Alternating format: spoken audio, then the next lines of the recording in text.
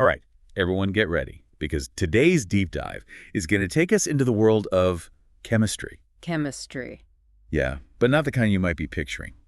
You know, no bubbling beakers or lab coats. Yeah. This one's all about the invisible forces that make, well, everything exist. Ah, the chemistry of connection. Exactly. And it turns out there's way more drama happening at the molecular level than you might think. It's a bit of a soap opera down there, you could say. And you've come prepared with quite the stack of notes and textbook excerpts here. Well, yeah, I had to do some research for this one.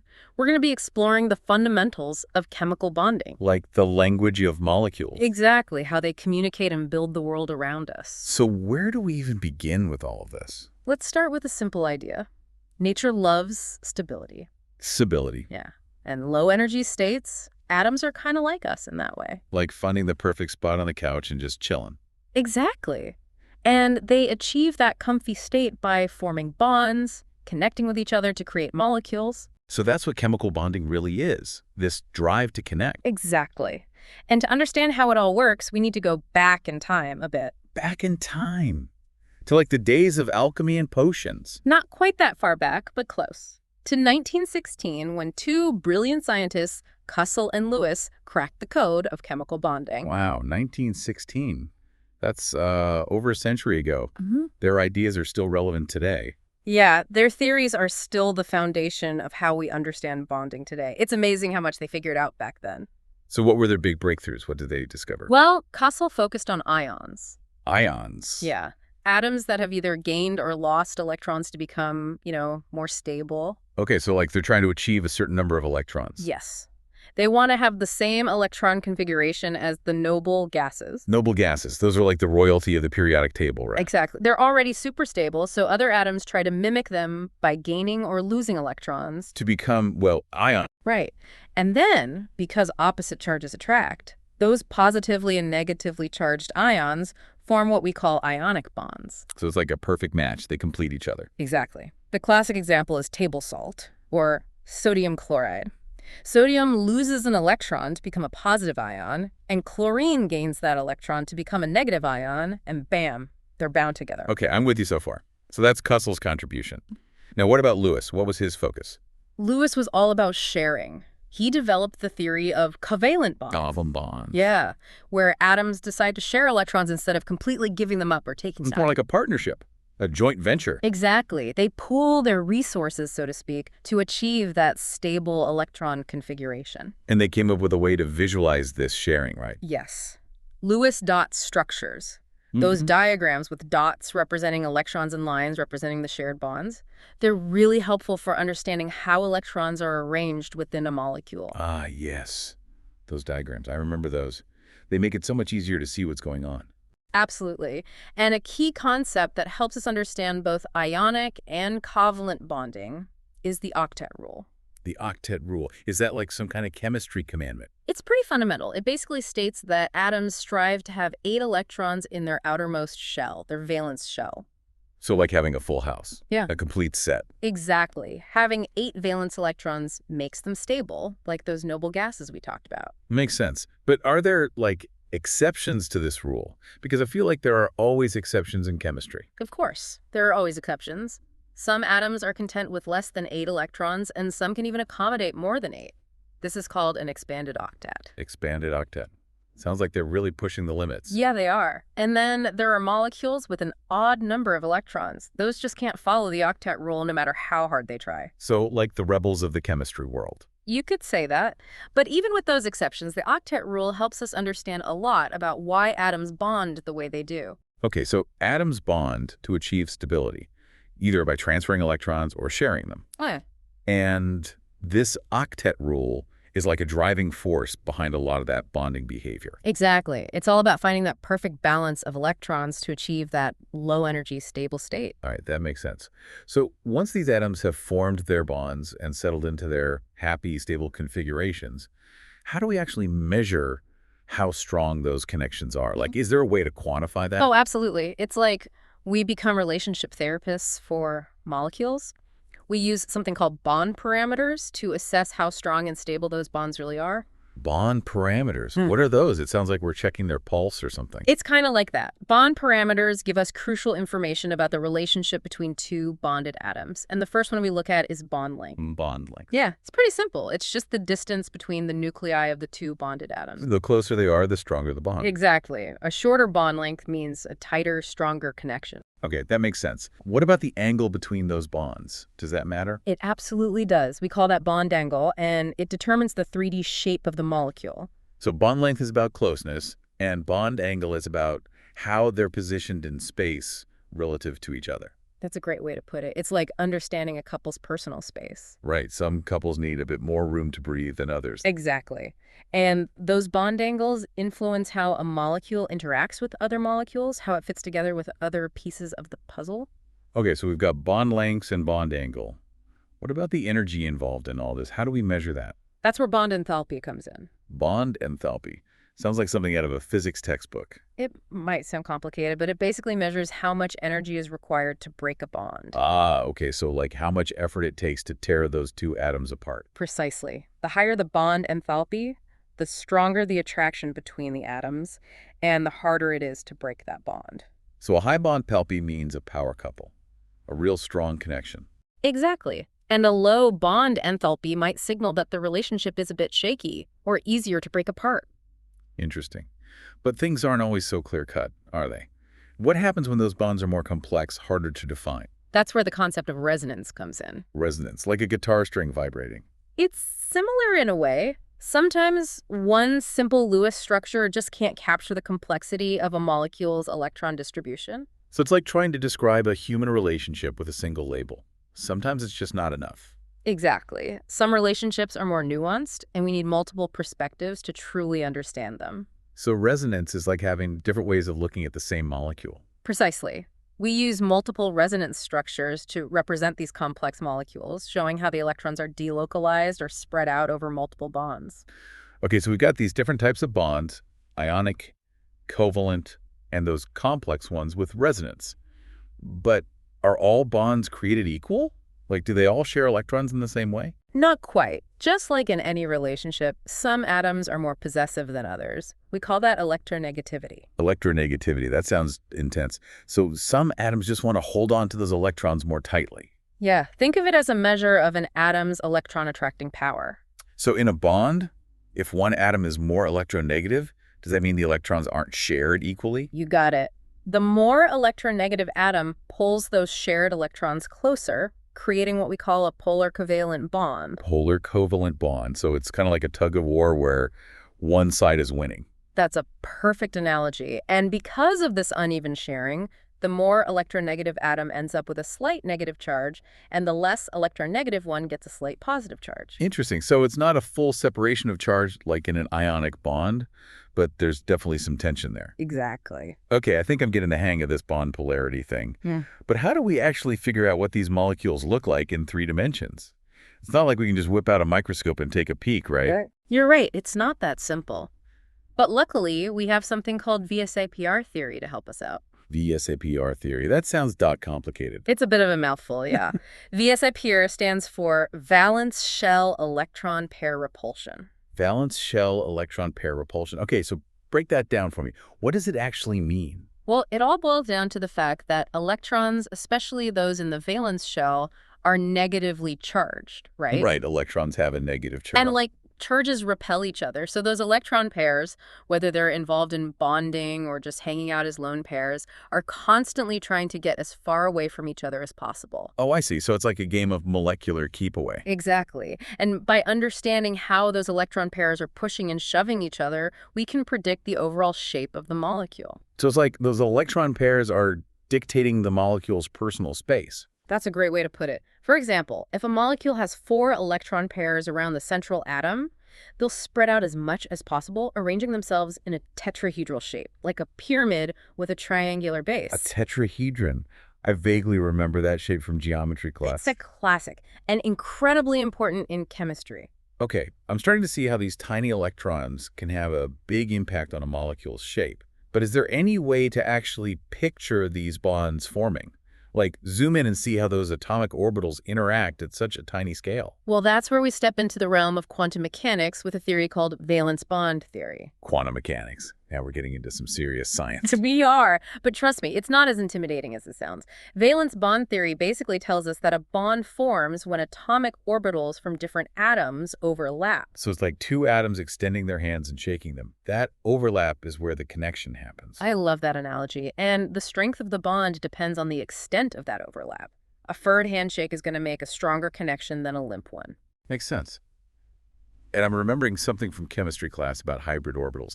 Was that just a figment of my imagination? Not at all. Hybridization is a key concept in understanding how atoms optimize their bonding potential. Optimize? What do you mean by that? Well, sometimes atoms decide to get a little creative and blend their atomic orbitals together to create new hybrid orbitals. So it's like a molecular makeover. They're trying to create the perfect blend for stronger bonds. Exactly. And different combinations of atomic orbitals create different types of hybrid orbitals, each with its own unique shape and energy. Okay, so we're back to those sp and d orbitals again. How do those get mixed up? Let's start with sp hybridization. This happens when an atom combines one s orbital with one p orbital, creating two new sp hybrid orbitals. So one part s, one part p blended together, and voila, two sp hybrids. Exactly. And these p hybrid orbitals point in opposite directions, giving the molecule a linear shape, like beryllium chloride, for example. Beryllium chloride, BCl2. Got it. So the shape of those hybrid orbitals dictates the shape of the molecule. What about sp2 hybridization? With sp2 hybridization, we're mixing one Ways orbital with two p orbitals, creating three sp2 hybrid orbitals. Okay, so this is a three-way blend. What kind of shape does that give us? This one's called trigonal planar. Imagine a flat triangle with the three sp2 orbitals pointing to the corners. Boron trifluoride, BF3, is a good example. BF3, trigonal planar. I'm starting to see a pattern here. What about sp3 hybridization? Now we're blending one s orbital with three p orbitals, creating four sp3 hybrid orbitals. Okay, 4 orbitals this time. What shape does that create? Just one's the classic tetrahedron, a pyramid with a triangular base. Ah, yes, the tetrahedron, like methane, CH4, right? You got it. The carbon atom in methane uses sp3 hybridization to bond with those four hydrogen atoms. It's like molecular origami, folding and shaping these orbitals to create different geometries. But what about those elements with d orbitals? Can they get in on the hybridization action too? Absolutely. Elements beyond the second row of the periodic table have d orbitals that can participate in hybridization, leading to even more complex geometries. Okay, so bring on the d orbitals. What kind of hybrid orbitals can they form? Well, one common example is sp3 hybridization. This involves blending one s orbital, three p orbitals, and one d orbital, creating 5 sp3d hybrid orbitals. 5 orbitals. That's a lot to keep track of. It is.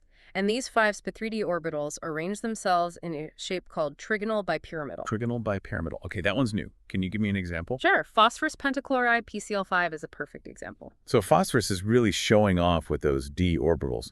Are there even more possibilities? There's one more we should discuss, sp3d2 hybridization. In this case, we blend one s orbital, 3 p orbitals, and 2 d orbitals. Wow, a 6-orbital blend. What kind of shape does that create? This one's called octahedral. Octahedral.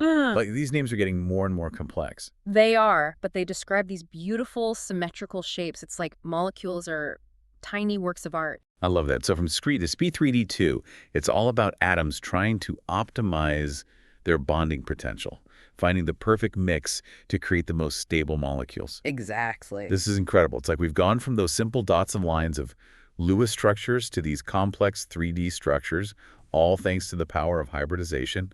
But wait a minute, what about... molecular orbital theory. Yes, that's what I was just about to ask about. You were about to ask about molecular orbital theory. Yeah, it sounds pretty intense. It is. It takes us even deeper into the quantum world. Quantum world sounds kind of intimidating. I know, right? But it gives us a more holistic view of bonding. Holistic. How is it different from the other theories we talked about? Well, instead of focusing on individual atoms and their orbitals, Right. molecular orbital theory, it looks at the molecule as a whole. The whole molecule. Yeah, like imagine shifting our perspective from individual players on a team to the team's overall strategy. Ah, so it's like a bigger picture view. Exactly. Instead of those localized atomic orbitals, we create a new set of orbitals that belong to the entire molecule. So they're like spread out over the whole molecule. Yes. They're called molecular orbitals. Molecular orbitals. Yeah. Okay. And are they similar to atomic orbitals? In some ways, yeah, they can hold a specific number of electrons. Okay. But here's where things get really interesting. These molecular orbitals, they come in two types: Two types. bonding orbitals and antibonding orbitals. Bonding and antibonding. Okay. Those terms ring a bell, but I need a refresher. What's the difference between them? Well, bonding orbitals, they're like the glue that holds the molecule together. Glue. Yeah, when electrons fill those orbitals, they increase the electron density between the nuclei. So it's like they're strengthening the bond. Exactly. The more electrons in bonding orbitals, the stronger and more stable the bond. Okay, that makes sense. But what about antibonding orbitals? What do they do? Think of them as the opposite. They actually weaken the bond. How do they do that? When electrons occupy antibonding orbitals, Right. it decreases the electron density between the nuclei. So it's like they're pushing the atoms apart. Yeah, like putting a wedge between them. So it's like this constant battle between the bonding and antibonding orbitals. Exactly. A molecular tug of war. And whoever has more electrons on their side wins.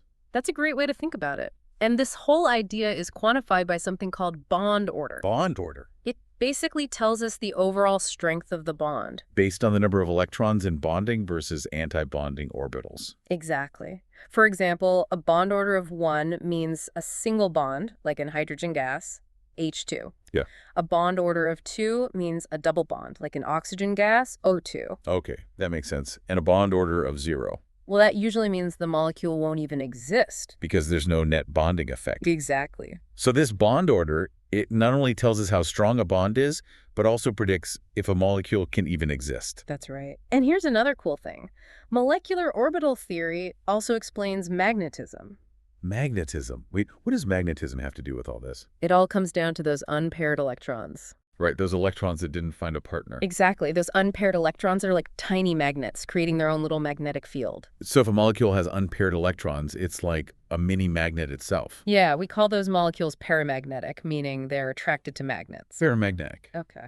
And if all the electrons are paired up, Then the molecule is diamagnetic, meaning it's slightly repelled by a magnet. interesting. So the magnetic behavior of a molecule depends on whether it has those unpaired electrons hanging around. That's right, like oxygen gas, O2. Oxygen gas. Yeah, it's paramagnetic because it has 2 unpaired electrons in its molecular orbitals. Oh, that's why liquid oxygen can be attracted to a magnet. Exactly. Pretty cool, right? That is really cool. So molecular orbital theory, it can explain not just the bonding and stability of molecules, but their magnetic behavior too. Exactly. Okay, so we've been talking mostly about these simple molecules like H2 and O2, but what about more complex molecules, the ones with many atoms? Ah, good question. We can still apply molecular orbital theory to those. Really? Yeah, the basic principles are the same, but the calculations and interpretations get, well, much more complex. I can imagine. Trying to picture all those molecular orbitals for a huge molecule would probably make my head spin. It's definitely a challenge, but luckily we have computers and some pretty sophisticated software to help us out. So we can still use molecular orbital theory to understand the behavior of even complex molecules. Yes, it's a powerful tool for understanding the chemical world.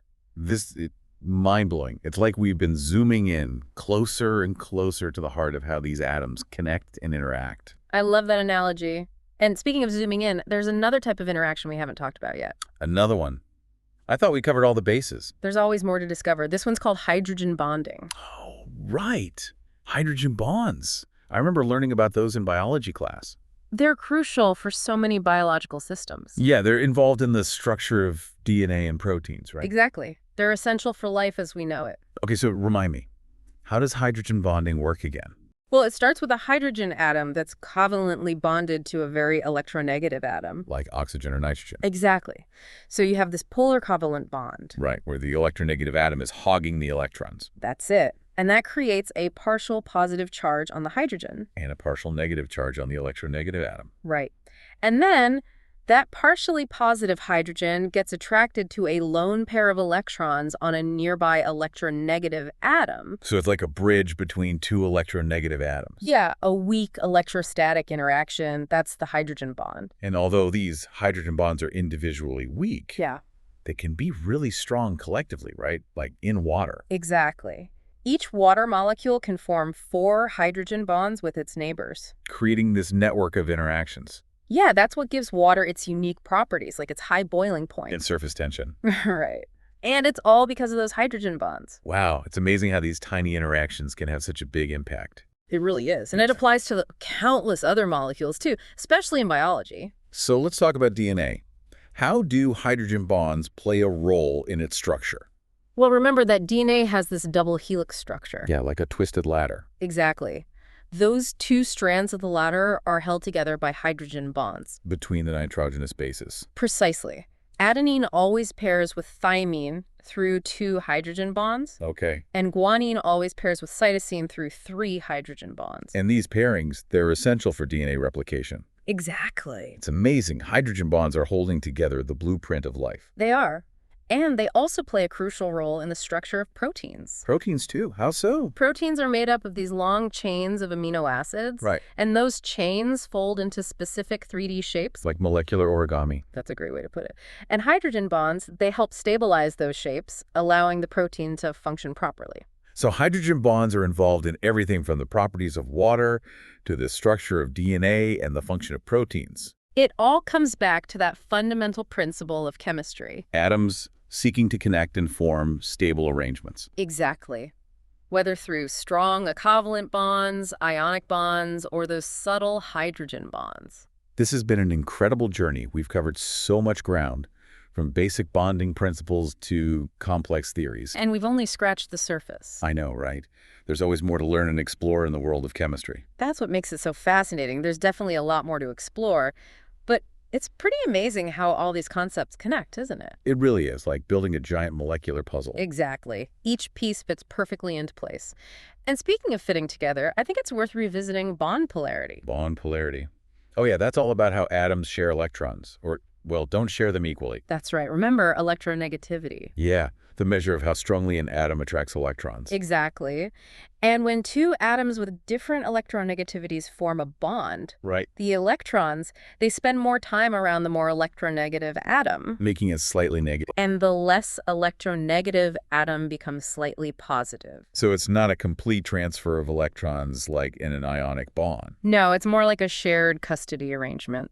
Uh-huh. I like that analogy. So these are those polar covalent bonds that we talked about. Exactly. They have this dual nature with characteristics of both covalent and ionic bonds. Okay, that makes sense. Hmm. But how does bond polarity affect how molecules interact with each other? Well, think about water, H2O. Water. Yeah, it's the perfect example of a polar molecule. Because the oxygen atom is way more electronegative than the hydrogens, Exactly. It pulls those shared electrons closer. creating those partial charges. Yeah, the oxygen end of the molecule is slightly negative. And the hydrogen ends are slightly positive. Right. And since opposites attract, those partially charged ends of different water molecules are attracted to each other. Forming those hydrogen bonds we talked about earlier. Precisely. And those hydrogen bonds are what give water its unique properties. Like its high boiling point. Exactly. It takes a lot of energy to break those hydrogen bonds. And its ability to dissolve so many substances. You know, the universal solvent. That's right. Those partial charges on water,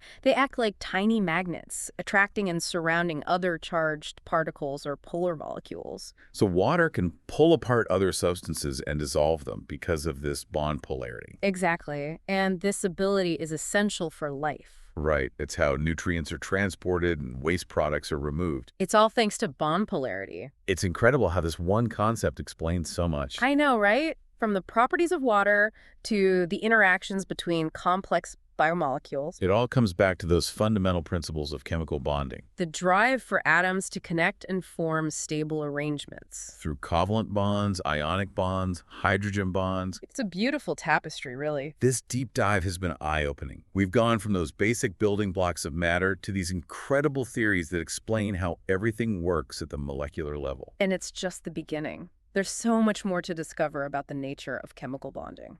I know. It makes you appreciate the complexity and beauty of the world around us in a whole new way. Absolutely. And I hope everyone listening is feeling inspired to keep exploring, too. Remember, even the simplest things, like a glass of water, are filled with these intricate interactions happening at the atomic level. That's a great point. Thanks for taking us on this deep dive into the chemistry of connection. It was my pleasure. Always happy to talk about the wonders of chemistry.